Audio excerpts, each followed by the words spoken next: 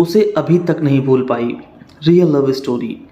मेरा नाम किरण है और मैं पंजाब के एक छोटे से गांव से बिलोंग करती हूँ। मैंने कुछ समय पहले ही 10+2 ख़त्म किया था। हमारे गांव में हर साल आर्मी वाले ट्रेनिंग के लिए आया करते थे और कुछ समय ठहरते थे, जिसे देखकर मुझे और मेरे परिवार को बहुत खुशी होती थी। हमारा परिवार शुरू से ही उनकी मदद करता था। इस बार आर्मी वाले ही में से एक लड़का मेरे छोटे भाई का दोस्त बन गया। वह लड़का दिखने में बहुत स्मार्ट और अपने नेचर से भी बहुत ही अच्छा था, और सबसे बड़ी बात तो यह है कि वह अपने दिल से भी बहुत ही अच्छा था। धीरे धीरे उसकी और मेरे भाई की दोस्ती बढ़ने लगी। मेरा भाई भी घर में सभी को उसके बारे में बातें बताता रहता, और साथ ही वह लड़का भी हमारे घर के बारे में मेरे भाई से पूछता करता। मुझे लगता था कि उसे हमारे बारे में जानने की सी क्या इच्छा थी। हमारे गांव में सभी लड़कियां शाम को घूमने जाया करती थी, लेकिन हम नहीं जाते थे क्योंकि हमें घर से अलाउ नहीं था। तो एक बार उस आर्मी वाले ने उन लड़कियों को देखकर मेरे भाई से पूछा कि क्या ये तुम्हारी सिस्टर है? तो मेरे भाई ने जवाब दिया कि नहीं, ये मेरी बहन नहीं है। तो आर्मी वाले ने कहा ठीक है, मैं कभी तुम्हारे घर आऊँगा। तो मेरे भाई ने भी कह दिया कि हाँ, तुम्हें किसी चीज़ की ज़रूरत हो तो तुम हमारे घर आ सकते हो। अगले दिन मेरा छोटा भाई स्कूल चला गया। उस दिन घर पर मेरी बड़ी बहन थी। तभी दरवाज़ा खटखटाने की आवाज़ आई। मैंने जाकर दरवाज़ा खोला तो वहाँ पर वही आर्मी वाला लड़का था। उसने मुझे देखकर स्माइल दिया और उसने मेरे भाई के बारे में पूछा कि वह घर पर है क्या। मैंने उसे जवाब दिया कि नहीं, मेरा भाई स्कूल गया हुआ है। उसने मुझे बताया कि मैं हूँ सिंगा, मैं तुम्हारे भाई का दोस्त हूँ। साथ ही उसने यह भी बताया कि वह असम का रहने वाला है। फिर मैंने पूछा आपको क्या काम है? तो उसने जवाब दिया कि उसे अपना फ़ोन चार्ज करना है। मैंने उसका फ़ोन चार्ज पर लगा दिया और कहा कि थोड़ी देर बाद आकर के ले जाइएगा। इसके बाद वह चला गया। उसके बाद धीरे धीरे इसी तरह वह हमारे घर रोज़ आने लगा और मेरी फैमिली के लोग भी उसे धीरे धीरे पसंद करने लगे। एक दिन मेरा उससे झगड़ा हो गया। मैंने कहा कि आप हमेशा तब क्यों आते हैं जब घर पर कोई नहीं होता। यह सुनकर वह चला गया। इस बात के बाद उसने मेरी कंप्लेंट मेरी मॉम से की और कहा कि इस लड़की ने मुझे यह बात कहा है और मैं कोई गलत लड़का नहीं हूँ। साथ ही वह मेरी माँ को मम्मी कहा जा करता था। मेरी मम्मी ने यह बात हंसकर टाल दी क्योंकि उसे हिंदी समझ में नहीं आती थी। वह जो भी बातें कहता मैं उसे मम्मी को पंजाबी में ट्रांसलेट करके बताया करती थी। एक दिन बातों बातों में उसने मेरी मम्मी से कहा कि मैं आपकी लड़की को पसंद करता हूँ। फिर मेरी माँ ने पूछा कि तुम किस लड़के को पसंद करते हो, क्योंकि मुझसे बड़ी एक बहन भी थी। उसने मेरी तरफ इशारा किया। यह बात मुझे बहुत अजीब लगी, लेकिन उसने अपनी बात जारी रखी। उसने कहा कि मैं शादी करना चाहता हूँ। अगर आप हाँ कर दें तो अगली छुट्टी में मैं अपनी फैमिली को भी साथ लेकर आऊँगा। मुझे कुछ नहीं चाहिए, मुझे बस आपकी लड़की चाहिए। मेरे माँ ने उसे जवाब दिया कि मेरी बेटी अभी शादी की उम्र की नहीं है। उस समय मेरी उम्र केवल 16 साल थी। साथ ही मम्मी ने यह भी कह दिया कि इससे पहले बड़ी वाली की शादी होगी, उसके बाद इसकी शादी होगी। लेकिन उसने कहा कि नहीं, मुझे आपकी यह बेटी पसंद है। इन सब बातों के बाद वह मुझसे पूछता है कि क्या तुम मुझसे शादी करोगी? तो मैंने जवाब दिया कि नहीं, क्योंकि मैं उस समय इन चीज़ों के लिए तैयार नहीं थी और मुझे उससे कोई प्यार नहीं था। मैंने उसे बताया मुझे अपने सपने पूरे करने हैं, मैं आगे चलकर न्यूज़ रीडर बनना चाहती हूँ। हालांकि वह सपना मेरा अभी तक पूरा नहीं हुआ। वह खुद बहुत पढ़ा लिखा था, तो उसने जवाब दिया कि किरण, आपके सारे सपने को मैं पूरा करूँगा। फिर भी मैंने उसे जवाब दिया कि मैं आपसे शादी नहीं करना चाहती। मैंने कभी आपके बारे में ऐसा नहीं सोचा है, लेकिन फिर भी वह नहीं माना।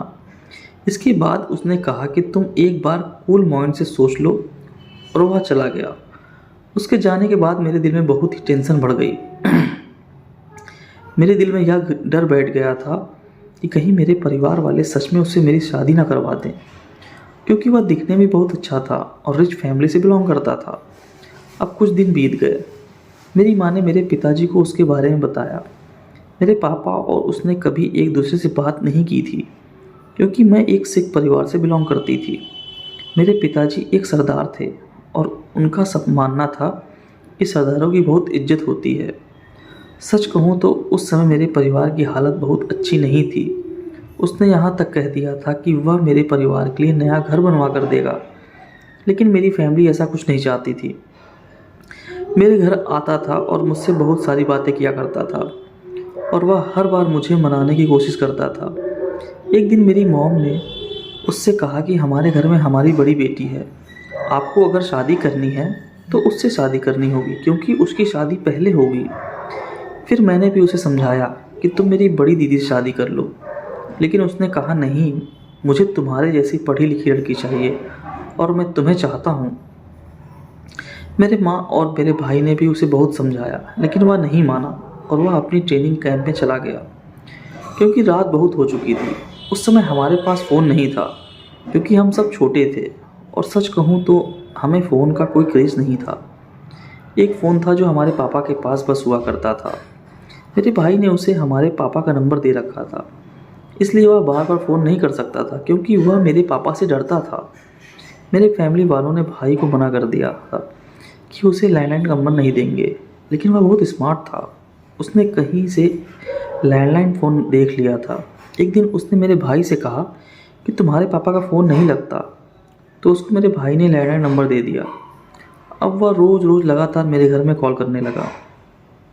एक दिन मेरी माँ ने उसका फ़ोन उठा लिया तो उसने मेरी माँ से ज़्यादा कुछ बात नहीं की। फिर मैंने उसे कॉल करके बहुत डांटा। उसके बाद उसने फ़ोन रख दिया। एक बात कहूँ, मेरी बड़ी बहन उसे मन ही मन बहुत पसंद करने लगी थी। आर्मी वाले ने भी मुझे चढ़ाने के लिए बार बार मेरी बहन से बात किया करता था, लेकिन मुझे कोई फ़र्क नहीं पड़ा क्योंकि मैं उसे ना लाइक करती थी ना ही उसके चढ़ाने पर चिढ़ती थी। मैं तो खुश थी। फिर एक दिन उसने मेरी मॉम को मेरी बड़ी बहन के लिए हाँ कह दिया और यह सुनकर मेरे सभी परिवार वाले बहुत खुश हुए। वह सभी बच्चों को घुमाने ले जाया करता था, सभी को खाना खिलाता पिलाता था, गरीबों को राशन पानी देता था और वह दिल का बहुत साफ था। यह सब चीज़ें मुझे उसमें बहुत अच्छी लगती थी। एक दिन हमारे घर से 4 किलोमीटर दूर एक मार्केट थी। वहाँ पर मेरे भाई के साथ जाकर खूब सारी शॉपिंग की। वहाँ मेरे दीदी के लिए एक पंजाबी सूट भी खरीदा जो कि दिखने में बहुत ही खूबसूरत था। फिर उसने वह सूट घर आकर मेरी दीदी को गिफ्ट में दिया। हम सब बहुत खुश थे कि हमारी दीदी को एक बहुत ही अच्छा लड़का मिल गया, क्योंकि मेरी दीदी ज़्यादा पढ़ी लिखी नहीं थी। सब ठीक चल रहा था, लेकिन अचानक ही मेरे पापा इस रिश्ते को एक्सेप्ट नहीं करने लगे और उनका लिया गया डिसीजन ही हमारे घर में आखिरी डिसीजन होता था। इसके बाद मुझे बहुत गुस्सा आया क्योंकि उन्होंने मेरी दीदी को बहुत सारे सपने दिखाए थे और अब वह इस रिश्ते के लिए तैयार नहीं थे। अब शाम को आर्मी वाले लड़का हमारे घर आया और उसने पूछा कि क्या हुआ। मैंने जवाब दिया कि पापा ने रिश्ते के लिए मना कर दिया। फिर मेरी माँ ने कहा कि बेटा असम बहुत दूर है, तो इसमें उसने जवाब दिया कि कोई बात नहीं, मैं पंजाब में ही घर बना लूँगा, इसमें कौन सी बड़ी बात है। लेकिन हम लोग में से कोई इस बारे में कुछ नहीं कह सकता था क्योंकि आज तक पापा ने माँ की बात कभी नहीं सुनी थी। अब आर्मी वालों की ट्रेनिंग ख़त्म होने वाली थी, वहाँ से जाने वाला था। उस वक्त मैंने अपनी दीदी को यह कहा था कि तुम अपना स्टैंड लो। उससे मेरी समझ इतनी ही थी, लेकिन मेरी बहन पापा के सामने यह नहीं कह पाई कि मुझे उससे शादी करना है। अगर वह उस समय अपना स्टैंड देती तो मैं ज़रूर उसका साथ देती। अपने घर जाने से एक शाम पहले आर्मी वाला हमारे घर आया। उसने हमारे साथ बहुत समय बिताया, बहुत बातें की। उसने यह भी कहा कि मैं तुम लोगों को कभी भूल नहीं पाऊँगा, मैं तुम लोगों को बहुत मिस भी करूँगा। उसने मुझे बार बार यही कहा कि फ़ोन कभी तो कभी उठा लिया करो, मुझे भूल मत जाना। मैंने उसे जवाब में कहा कि आप यहाँ की टेंशन मत लीजिए, हम लोग आपको बहुत मिस करेंगे। उसने हंसकर कहा सिर्फ मिस कॉल कर देना, मैं तुम्हें कॉल कर दिया करूँगा। उसने कहा मेरी गाड़ी इधर से ही होकर गुजरेगी, तुम लोग दरवाज़ा पर खड़ा रहना, मैं तुम लोगों को देख कर जाऊँगा। अगले दिन मेरी माँ ने हम लोगों को कहा कि तुम लोग सभी सोए पड़े हो, सिंगा अभी तक चला भी गया होगा। फिर मैं जल्दी से झटपट उठी और बाहर निकली तो देखा कि बहुत सारे आर्मी गाड़ी जा रही थी। हमें तो यह पता नहीं था कि सिंगा की गाड़ी कौन है, लेकिन मुझे यह ज़रूर पता था कि वह ज़रूर हमारे घर की तरफ देखते हुए गया होगा, क्योंकि मेरे परिवार ने भी उससे कभी भेदभाव नहीं किया था। उसे अपने घर में खाना खिलाते कभी दूसरों की तरह उसे महसूस नहीं होने दिया। माँ ने कहा कि आज सिंगा का फ़ोन नहीं आया। मैंने उसे हंसते हुए कहा कि अब जाने के बाद वो थोड़ी ना हमें कॉल करेगा, क्योंकि अब नई जगह जा चुका होगा। अगली बार वह कहाँ जा रहा था ना उसने हमें बताया और ना ही हमने उससे पूछा था। रात को उसका कॉल आया। हमारे परिवार के सभी लोगों ने बारी बारी से उससे बात की। उसने माँ से कहा कि किरण को फ़ोन दीजिएगा। मैंने उससे मना कर दिया क्योंकि मैं मेरी दीदी और उसके बीच नहीं आना चाहते थे। मेरी माँ ने कहा, बेचारा इतनी दूर से कॉल किया है, बात तो कर लो।